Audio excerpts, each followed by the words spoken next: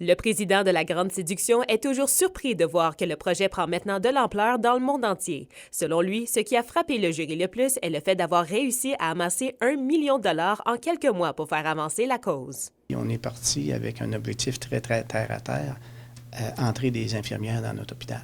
On est parti avec ça. Et en chemin, bien, c'est sûr qu'on s'est aperçu que le concept de la Grande Séduction, c'est pas un concept qui est original. On n'a pas inventé. On n'a pas inventé ce concept-là. Le film est passé avant. Mais ce qui est merveilleux avec ce concept-là, c'est qu'en 3 mots, tout le monde comprend exactement ce qu'on veut faire. Et on évolue vers une meilleure version de nous-mêmes, collectivement, en Abitibi-Ouest, par tout le positif qu'un projet si rassembleur a pu générer.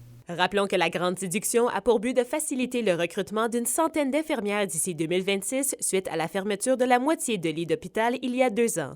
Jusqu'à présent, la moitié de l'objectif a été atteint avec 50 infirmières embauchées selon Sylvain Trudel. Le maire de la ville de La Sarre est fier que le projet se rende aussi loin. Ça reconnaît le travail, mettons, des bénévoles qui ont parti de la Grande Séduction, M. Sylvain Trudel, qui s'est associé avec des gens formidables, puis qui ont mis en avant-plan la Grande Séduction, le financement, puis on récolte des fruits de ça aujourd'hui.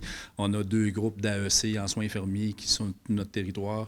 Il y en a un groupe qui a terminé, l'autre groupe a débuté au mois de juin, puis c'est de toute beauté. Puis il y a une mobilisation citoyenne en Abitibi-Ouest, à La Sarre, pour accueillir ces gens-là, trouver des loyers, trouver du ménage, de la literie, des électroménagers, des loyers. La présidente de Visages régionaux, l'agence qui s'est occupée de produire Unité légendaire, est impressionnée de faire concurrence à plusieurs pays. On est côte à côte avec l'Ukraine, la Suisse, l'Australie, l'Angleterre, plein de grands pays, de grandes villes également.